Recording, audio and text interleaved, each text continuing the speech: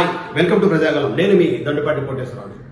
శ్రీకాకుళం జిల్లా ఉమ్మడి జిల్లాలో 2019లో 8 నియోజకవర్గాల్లో గెలవడం జరిగింది వైసీపీ. కానీ ఈరోజు రెండింటికే పరిమితం కాబోతుందని సర్వేలు చెప్తున్నారు. దానికి కారణాలేంటి? ఒక నియోజకవర్గం తీసుకుని నర్సనపేటకి సంబంధించి బగ్గు రమణమూర్తి 2014లో ఎమ్మెల్యే ఆయన కృష్ణదాస్ ఓడిపోవడం జరిగింది. ఆయన 2019లో గెలిచిన ఉప ముఖ్యమంత్రి కూడా చేయడం జరిగింది. రెవెన్యూ శాఖ కూడా చేశారు. కానీ ఈరోజు రమణమూర్తి గెలుస్తున్నారా అని సర్వేలు చెప్తున్నారు. దానికి కారణాలేంటి?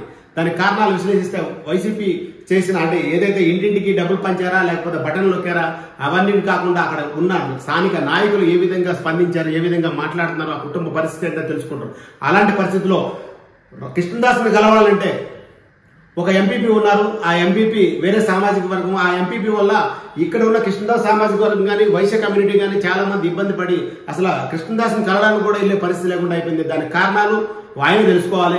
ఎందుకంటే కృష్ణదాసు ఎవరినైతే నమ్ముతున్నారో, ఎవరైతే నాది అనుకొని తిరుగుతున్నారో వారి వల్ల కొన్ని గ్రామాల్లో గొడవలు సృష్టించి మాకు ఇలా ఉంటేనే రోడ్లు పడతాయని చెప్పి ఆ గ్రామంలో 2 వర్గాలకు విభజించి చాలా గ్రామాల వరకు ఈరోజు గొడవలు జరుగుతున్నాయి. దానికి కారణం ఆ ఎంపీపీ అని చెప్పి లోకల్ గా విశ్లేషిస్తున్నారు.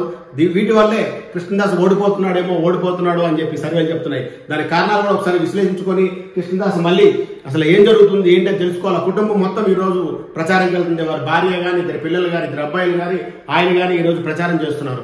దానికి కానీ ఓడిపోతున్నారు అని చెప్పి మొట్టమొదటి శ్రీకాకుళం జిల్లాలో మొట్టమొదటి టీడీపీ బోని కొడుతుందంటే అది ఓన్లీ నర్సనపేట కాన్స్టిట్యున్సీ అయిన బగ్గు రమణమూర్తి గెలవబోతుందని చెప్పి అన్ని సర్వేలు చెప్తున్నాయి.